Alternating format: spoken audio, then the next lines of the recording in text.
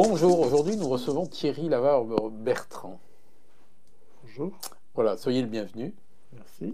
Nous vous recevons dans le cadre des entretiens publiés par La Glorieuse tous les mardis soirs, Mhm, voilà, depuis 5 ans.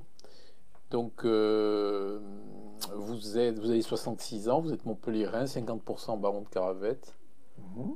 presque 100%, entre 50 et 100%, Côté, suivant le calcul. côté maternel, oui. Voilà, donc vous dirigez le Jardin des Plantes qui a été fondé en 1593 sous Henri IV. Oui. Le plus ancien jardin botanique de France, qui s'étend sur 4 hectares et demi. Actuellement, 4 hectares et demi, oui. Vous gérez aussi le patrimoine de la fac de médecine, les murs de la fac historique, Oui.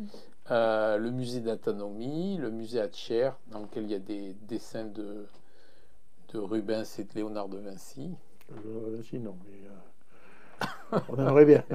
Non, pas Léonard de Vinci. Non, on aimerait bien. Bon, mes sources sont pas bonnes. Et la bibliothèque médicale. Oui, et puis plus les autres collections. Je suis vice-président de l'Université de Montpellier, en charge du patrimoine historique, donc l'ensemble des collections, parce qu'il y a, en dehors de la faculté de médecine, il y a quand même aussi de très grandes et très belles collections.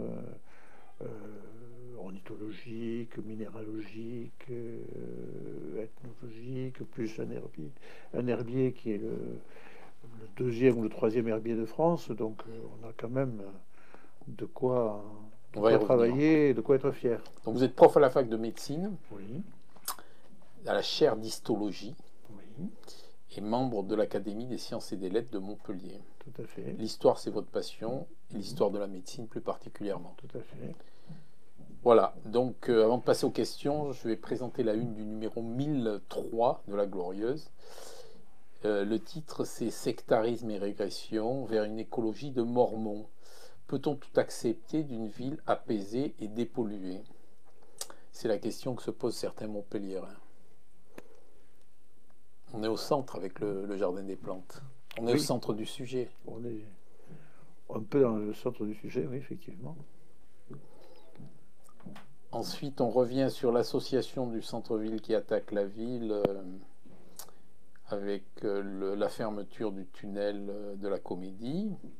On revient sur les affaires du zoo dans un article qui s'appelle Gare aux gorilles et la construction là, d'une nouvelle halle pour le handball. Et on revient sur l'accident du Boeing 747, bec dans l'eau et haro sur les gardois. Synthétique.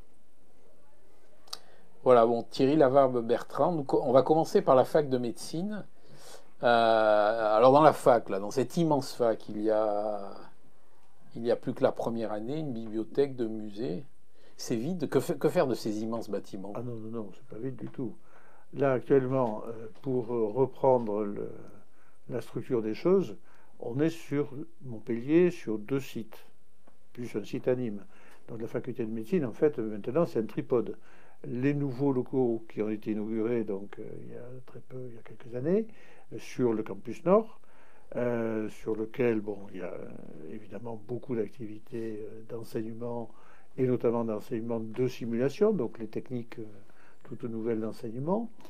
Et sur le bâtiment historique, donc on a gardé la deuxième année de médecine, on a gardé des salles de travail pour ceux qui préparent l'internat, donc en fin de cursus, enfin en fin de deuxième cycle. Et puis, il y a l'ensemble de ce bâtiment historique qui a aussi d'autres missions, des missions de prestige, par exemple la soutenance des thèses, par exemple un certain nombre de colloques, de conférences, etc., plus des espaces qui sont des espaces de musée, on en a cité quelques-uns, et qui vont être de mieux en mieux aménagés pour être plus largement ouverts Donc c'est sur pas le vide, public. c'est pas vide. Donc c'est pas vide du tout, au contraire, même il y a un certain nombre de choses sur lesquelles on cherche de la place. On aimerait bien avoir un bureau par-ci, un bureau par-là pour recevoir et accueillir telle ou telle personne. Merci pour Et en, cette mise au point. et en l'occurrence, c'est effectivement des locaux qui ne sont pas inoccupés, sauf que maintenant, bien entendu, il y a de grands travaux de mise en sécurité notamment, qui font que on a été obligé pendant quelque temps de déménager justement la collection AG, les livres tous les livres qui étaient sur le site du bâtiment historique, et que le musée d'anatomie est fermé pendant quelques mois, justement, pour des travaux de rénovation et de mise en sécurité. Donc, est-ce que vous pouvez me faire un point sur le patrimoine universitaire que vous gérez, un point rapide? Un point rapide, eh bien, donc, ce patrimoine, il représente, on peut dire, d'une part, d'un côté bâtimentaire proprement dit, hein, c'est-à-dire les bâtiments historiques, les bâtiments qui sont présents dans le le jardin des plantes lui-même, et puis des collections. Et ces collections qui sont d'ordre divers, qu'on a déjà cité, c'est-à-dire vous avez des collections vivantes comme les plantes qui sont cultivées au jardin des plantes, mais vous avez aussi les collections du musée d'anatomie, le musée Adger, tout ce qui est le fonds historique de la bibliothèque et les manuscrits. Et puis il y a beaucoup de collections qui ont été constituées, par exemple par la faculté des sciences jadis, et qui comprennent donc des collections naturalistes, minéralogiques, des collections d'insectes, d'animaux naturalisés, etc., d'objets scientifiques, de télescopes ou autres, dont certains sont classés monuments historiques. Donc on a un panorama extrêmement vaste. Donc, au siècle dernier, là, du temps du maire qui s'appelait Delmas, on avait voulu faire un parking le long d'Henri IV sous le jardin des plantes. Est-ce que ce projet de parking est complètement enterré? Ah oui, bien sûr. Bien sûr. Même, je crois que ça remontait, enfin, m'a-t-on dit, hein, ça remontait même avant la municipalité d'Elmas. Il y avait eu de bonnes âmes pour dire on réglera les problèmes de circulation à Montpellier en bétonnant le jardin des plantes. Mais là, je pense que de toute façon, c'est une idée que plus personne ne soutiendrait aujourd'hui et qui d'ailleurs ne réglerait rien vu le nombre de places qui seraient nécessaires. Parce que maintenant, en plus, il n'y a plus de voitures en centre-ville. Donc la disparition des voitures dans le centre-ville a-t-elle des retombées sur la biodiversité du jardin? Ça, c'est difficile à dire parce que la biodiversité, ça dépend de tout un faisceau de paramètres, hein. Vous avez alors la pollution proprement dite, pourquoi pas? On voit les effets déjà du réchauffement climatique, de la sécheresse. Il y a plein de paramètres qui entrent en jeu. Quelle est la fréquentation du jardin des plantes? Bon, là, alors, on n'a pas à l'unité près, mais on est dans l'ordre de 350 000 personnes à peu près par an. Ça fait 1000 personnes par jour à peu près. Oh oui, facile, oui. D'accord. Alors ça dépend un petit peu, bien entendu, des jours, des périodes, lorsqu'il y a un certain nombre de manifestations, c'est encore plus que ça. Mais c'est vrai que lorsqu'on est à l'entrée et que l'on regarde tout au long de la journée, effectivement, ça n'arrête pas d'entrer et de sortir. Est-ce qu'un jardin des plantes doit être gratuit? Ah, c'est une grande question. Il y a beaucoup de jardins des plantes dans le monde qui ne le sont pas. Oui. Et qui s'autofinancent donc en termes de gardiennage, de restauration des lieux, etc. C'est pas l'option qui a été retenue à Montpellier parce que on considère qu'il y a vraiment on pourrait dire une symbiose entre le jardin des plantes et la population montpelliéraine qui fait que je pense que les Montpelliérains ne comprendraient pas de ne pas avoir librement accès à ce patrimoine. Mais c'est un problème parce que beaucoup de gens ont tendance à entrer dans le jardin des plantes en disant j'entre dans un jardin public, alors que c'est un jardin universitaire, c'est-à-dire un jardin qui est quand même axé sur l'enseignement de la botanique et sur la préservation des espèces végétales, ce qui veut dire une certaine tenue, quoi.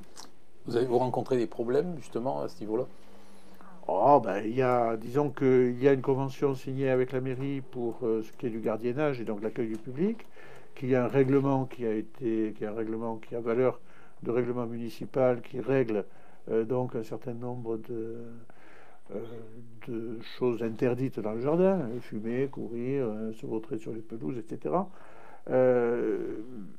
Les gardiens sont là pour le faire respecter. C'est vrai que lorsque le gardien est de tournée, quelquefois, on a des surprises. D'accord. Quel genre de surprise? Oh, il peut y avoir aussi du vandalisme. Il y a eu aussi des vols de plantes quelquefois. Mais ça, c'est quelque chose qui n'est pas tout récent, parce que déjà au XVIIIe siècle, on a des règlements des intendants de l'époque qui interdisaient de cueillir les plantes, etc., et menaçant les contrevenants d'expulsion par le Suisse. Donc, par le Suisse, qui était chargé de faire la police. C'était une garde suisse? Ben voilà, c'était le Suisse, c'était celui qui souvent, que ce soit dans les églises ou dans les lieux publics, était chargé de faire régner l'ordre. Oui. D'accord. Quelle est la place du jardin des plantes dans les jardins botaniques européens?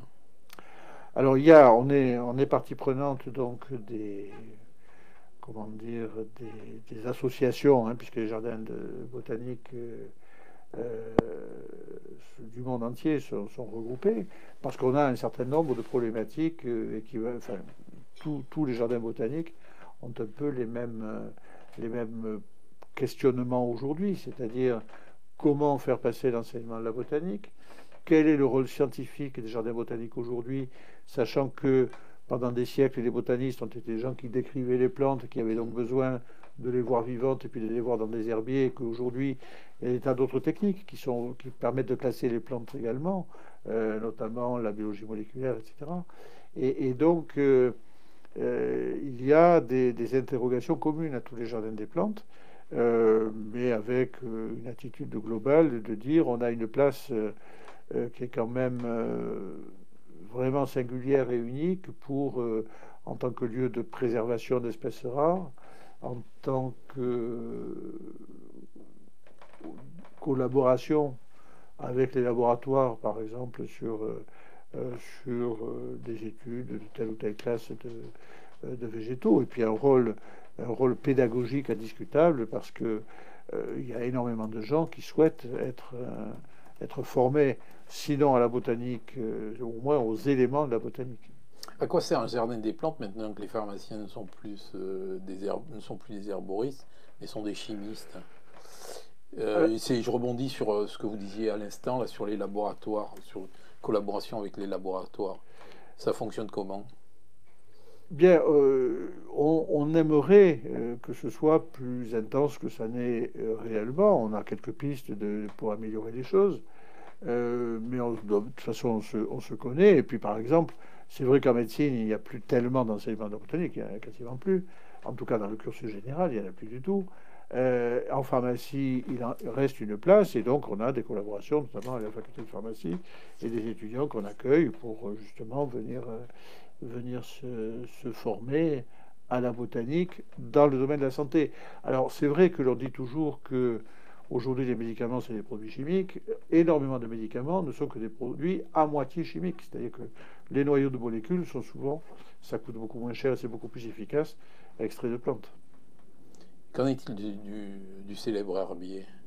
Alors, l'herbier donc, est abrité dans un bâtiment spécifique qui dépend de l'Institut botanique, donc au fond du jardin des plantes, vers la rue Auguste Broussonnet. Et évidemment, cet herbier qui est un bâtiment qui date des années 1950, qui a été pensé dans les années 1950, doit être aujourd'hui remis aux normes. Et c'est tout l'objet donc de financements qui sont en train de se dégager. Et les travaux ont commencé donc devant l'herbier pour la mise en sécurité, notamment les accès incendie, etc., qui sont en train d'être mis en place. Je vais être désagréable. Pourquoi depuis une cinquantaine d'années, le jardin des plantes a été si peu mis en valeur? Eh bien, pour des raisons multiples. C'est-à-dire Vous êtes d'accord que avec moi sur ce... ah ben, pendant très longtemps, ça a été un peu la Belle au bois dormant, oui. Ça l'est toujours, non? Oh, ça change beaucoup quand même, hein. Ça change beaucoup parce que pendant très longtemps, c'était un domaine universitaire et chacun était chez soi et on disait à l'université, débrouillez-vous avec les fonds que vous avez, qui sont forcément des fonds limités dans la mesure où l'université est quand même financée par l'État, d'abord et avant tout, pour faire des cours aux étudiants. Et que ça faisait un peu donc un patrimoine lourd à gérer. À tel point même d'ailleurs que dans les dernières années, pendant 18 mois ou 2 ans, au tournant des années 90-2000, eh bien, le jardin a été fermé pendant plusieurs mois parce que justement il y avait péril et qu'on ne pouvait pas laisser entrer le public comme ça. C'est d'ailleurs ce qui a débloqué la situation avec la mairie qui a accepté donc ce partenariat et ce financement de gardiennage pour assurer la sécurité du public. Alors, ce qu'il y a, c'est qu'on a vraiment l'impression sur ces dernières années, et ça va de plus en plus dans ce sens, qu'il y a une convergence de vues entre les différents acteurs. C'est-à-dire l'université qui est quand même affectataire des lieux et pour maintenir donc une activité botanique, mais aussi être un lieu d'accueil. et puis les collectivités territoriales, et puis des mécènes et des activités de mécénat qui se développent. Il y a vraiment une convergence de vues et une synergie qui commence à vraiment se concrétiser sur ces dernières années quand même, parce que on peut dire que c'était endormi, oui.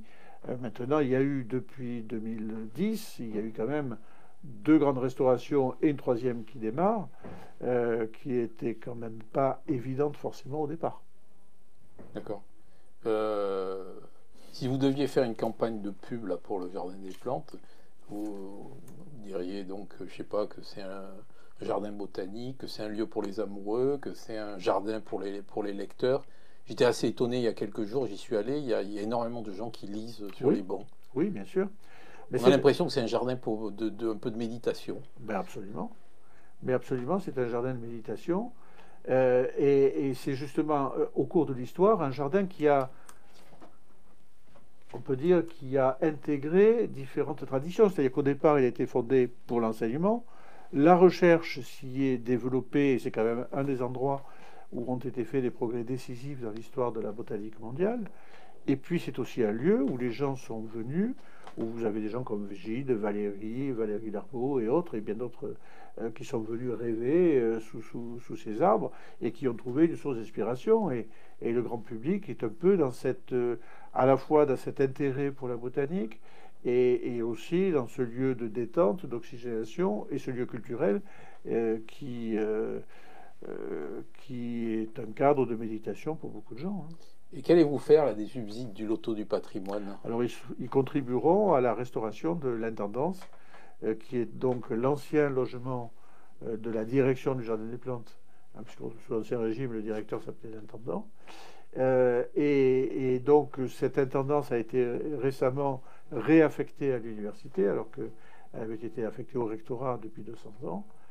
Et donc, cette intendance va devenir un lieu d'accueil du public, un lieu, on pourrait dire, naturel d'entrée dans le Jardin des Plantes. D'accord.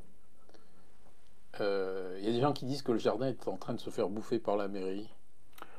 Non. Il y a un partenariat qui se fait, on s'est dialogué dans le respect mutuel, parce que c'est vrai il y a une volonté très ferme du maire qui le répète à chaque fois, et ça commence à se traduire dans les faits de soutien vraiment actif à ce que peut être ce jardin. Mais il est certain que l'essence même de ce jardin, c'est d'être un jardin universitaire pour des missions universitaires et ouverte sur une ville qui est une ville universitaire. Vous avez combien de salariés aujourd'hui? Alors, il y a 10 jardiniers, un chef de culture, un botaniste, une aide-botaniste, une secrétaire. Donc, vous voyez que... Mais ça, c'est le personnel qui est financé par l'université. D'accord. Et puis, il y a le gardiennage municipal pour l'ouverture au public, qui, lui, est financé par la mairie. Il y a combien de gardiens? Alors, en gardiennage, on est sur des effectifs de l'ordre de 4 personnes Par jour? par jour, enfin en permanence. Mais évidemment, et toutes les Avec les difficultés qu'il y a, rotations? bien sûr, à constituer des équipes, etc. D'accord.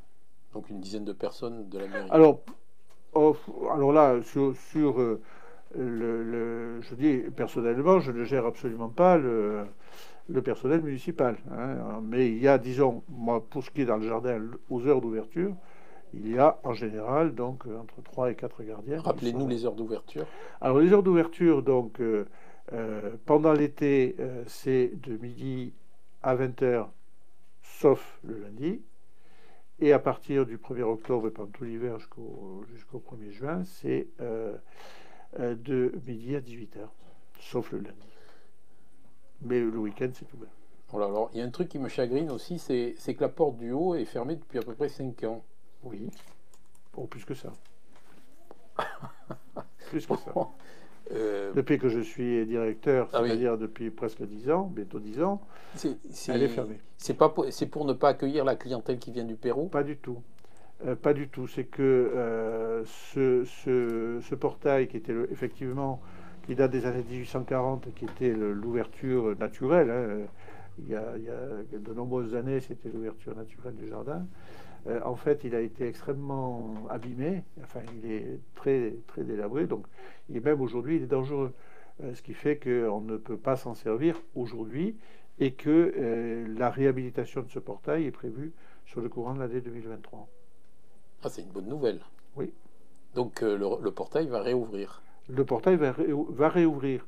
Après, donc, il faudra voir, est-ce que ça sera l'entrée, et ça, c'est pas encore tranché, est-ce que ce sera l'entrée exclusive ou naturelle du jardin, sachant qu'il y a un certain nombre de problèmes de sécurité. C'est, vous avez une pente, par exemple, qui est très raide juste après, juste après cette ouverture. Donc, ça pose des difficultés, notamment pour les personnes à mobilité réduite.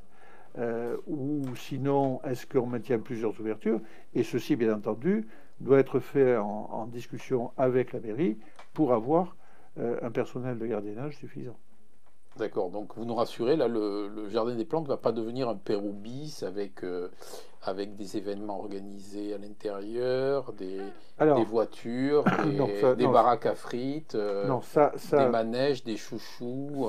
ça pas du tout. C'est absolument pas ce que nous voulons faire, ça c'est clair. On veut mieux y accueillir le public, et ça, je pense que le bâtiment de l'intendance rénové y contribuera. On y a un certain nombre de manifestations qu'on pourrait dire de prestige, hein, et qui me paraissent normales dans la perspective d'un jardin universitaire. Par exemple, chaque année, maintenant, on fait la remise des diplômes de fin de deuxième cycle de médecine lorsque les internes vont partir dans les différentes villes après avoir passé l'internat. On le fait dans le cadre du jardin, et je trouve que ça, c'est tout à fait normal, puisque c'est un jardin universitaire. Mais évidemment, ça doit se faire dans le respect des lieux et dans le respect d'un site qui est quand même fragile. C'est-à-dire que c'est non seulement un jardin, mais c'est un jardin où sont cultivées des espèces dont certaines sont des espèces rares et en tout cas fragiles. Et donc dans la maison de l'intendance, vous allez faire quoi? Il y aura une Alors, boutique de la souvenirs, maison de l'intendance, donc au rez-de-chaussée, un ce sera restaurant. un lieu d'accueil du public. Alors, lieu d'accueil du public, ça veut dire quoi? Ça veut dire qu'on va avoir des salles, par exemple, pour accueillir les scolaires et avoir des actions pédagogiques à ce niveau-là. Il y aura un petit auditorium. Il y aura probablement un espace, effectivement, buvette, ou en tout cas qui permette d'être plus accueillant que le jardin actuellement, où il n'y a ni toilette, ni il y a juste une fontaine d'eau. Donc, c'est quand même extrêmement sommaire comme accueil. Donc là, un rez-de-chaussée qui sera l'ouverture au public, un premier étage où il y aura un certain nombre d'activités du jardin ouvertes, pas grandes ouvertes, mais ouvertes à quelques groupes qui voudront se former particulièrement. Je pense par exemple à la grénaterie, hein, comprendre comment est-ce qu'on gère un stock de plantes, des échanges de plantes, etc. Le deuxième étage qui sera le lieu où sera l'administration du jardin, avec donc le secrétariat, etc. Et puis au dernier étage, donc des zones de bureaux pour tous les gens qui s'intéressent, les sociétés par exemple, les sociétés naturalistes qui s'intéressent donc Les au sociétés milieu naturel. savantes. Sociétés savantes, oui. Le jardin de la Reine. Alors le jardin de la Reine ne dépend pas de nous, hein. Le jardin de la Reine a été racheté par la municipalité. Il se retrouve de l'autre côté du faubourg Saint-Jaune. Alors évidemment, d'un point de vue historique, il y a eu une sorte de synergie entre les deux. Alors après, La parcelle, elle est il y a- toujours. la parcelle est gérée donc en tandem avec la mairie qui est propriétaire par une association, donc Sauvons Jean de la Reine, avec laquelle on a d'excellents rapports. Alors le projet, il y a un projet donc élaboré par la mairie, notamment un projet de valorisation archéologique, parce que c'est un jardin qui restait un peu dans son jus du XVIIe, XVIIIe siècle, et puis de voir donc ce que l'on peut développer comme projet commun, comme projet complémentaire. Il y a un rétro-planning d'ouverture là? Ah, de rétroplanning, le jardin de la Reine donc est ouvert à certaines dates donc avec à l'initiative donc de l'association. La question qui reste pendante et qui n'est pas tranchée encore, c'est celle de la restauration de la passerelle qui existait au-dessus du faubourg Saint-Jean jusqu'à il y a 4-5 ans, de façon à ce que ça puisse être quelque chose, un élément positif de valorisation, sans être une gêne pour le fonctionnement, soit d'un côté, soit de l'autre. Donc là, pour l'instant, la décision définitive n'est pas encore prise, mais ce n'est pas écarté. Pourquoi la serre Martin est là, celle où il y a les cactés, là, et reste tous les jours, reste régulièrement fermée? Elle reste régulièrement fermée pour une raison très simple, c'est que c'est un lieu où il y a des végétaux qui sont fragiles, qui sont dangereux, puisqu'il y a quand même beaucoup de cactés, donc qui sont quand même relativement piquant, et que par conséquent on ne peut pas l'ouvrir en l'absence de personnel, en personnel jardinier d'une part, et d'autre part de gardiennage public, ce qui fait que l'on est quand même relativement restreint actuellement dans les possibilités d'ouverture. Euh, Inversement, par exemple, sur l'école systématique et l'orangerie, on a pu la réouvrir, on a essayé de la réouvrir, ça se passe pas trop mal, mais c'est vrai que c'est un lieu qui est relativement moins difficile à mettre en accès au public, mais avec là aussi des horaires qui sont un peu restreints de façon à ce qu'il puisse y avoir une surveillance suffisante dans ce secteur. Et dans les travaux autour de la maison de l'intendant, il y a eu des traces là du labyrinthe Alors, il y a de des Richer traces de Belleval. du fameux labyrinthe de Richer de Belleval, qui était une sorte de colimaçon, si vous voulez, qui descendait jusqu'à la nappe phréatique, et dans la paroi duquel Richer avait fait des sortes de petites grottes d'anfractuosité, dans laquelle il cultivait donc les plantes ombrophiles, comme on dit, hein, c'est-à-dire les sous-bois, les lieux humides, etc. Alors ce labyrinthe, il a été comblé lorsque le bâtiment a été complètement refait en 1803-1804. Et on ne sait pas très bien d'ailleurs pourquoi est-ce qu'il a été comblé. Il y a des gens qui disent qu'il était en ruine, d'autres qui disent que ben, non, il n'était pas si abîmé que ça. Toujours est-il qu'il a été comblé. Sur l'endroit où il a été comblé, dans les années 1950, on a bâti toute une partie du bâtiment qui va disparaître et qui finalement a complètement bétonné l'endroit, si vous voulez. Alors, nous avons des arguments très sérieux, c'est le moins qu'on puisse dire, pour savoir où il se trouve et dans quel état il est. Donc il est dans quel état? Eh ben, il y a une anfractuosité sous cette zone-là, où le fond, si vous voulez, paraît avoir été préservé. Donc vous allez le remettre en valeur? Ah, bien sûr. Et ce sera un vestige archéologique unique. Donc plusieurs panneaux sont apparus remerciant les sponsors, Noterforge 1789, Hermès, Hellénis. Oui. Bon, ils sont tagués aujourd'hui. Oui. Bon, bon, l'argent privé est bienvenu, mais dans un jardin classé privé comme le jardin des, c'est pas un peu décalé, ça défigure pas un peu le jardin, Alors, il y a deux choses. Ce genre de communication. Il y a deux choses. Vous avez les panneaux des travaux qui sont des mesures obligatoires, réglementaires. Chaque fois que vous je ne parle pas des travaux, je parle du remerciement des sponsors. Non, mais par contre, ça explique beaucoup de grands panneaux qui ne sont pas forcément esthétiques. C'est pas esthétique, ça, dans le jardin des plantes, on s'attend à voir autre chose. Ça, tout à fait. Mais par contre, bon, dans la mesure où il y a des travaux, il y a un certain nombre d'informations et de panneaux qui doivent y être. Devant les locaux qui ont été restaurés, notamment grâce au mécénat de fondations d'entreprise, je pense notamment à l'orangerie, le panneau explicatif est quand même relativement modeste. Mais c'est normal que des gens qui ont contribué voient rappeler leur nom devant le bâtiment qu'ils ont financé quand même. Ok. Donc, dernière question, si vous voulez bien. Donc, vous êtes le patron là, du plus ancien espace vert de Montpellier. Jardin botanique, officiel. Ouais. Universitaire. Ouais. Jardin botanique, espace vert. C'est pas une sphère. Ah non. Ouais. Eh non.